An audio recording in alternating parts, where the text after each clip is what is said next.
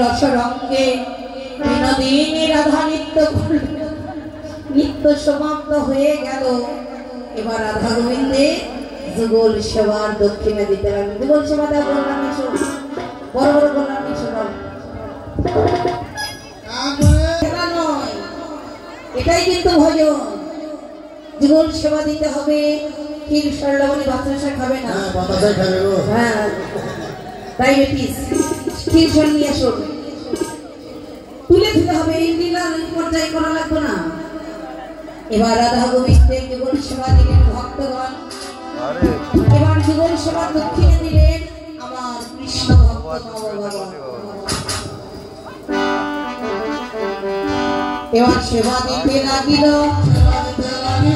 যেটা হয়নি ছিল সেবা দিতে লাগিল,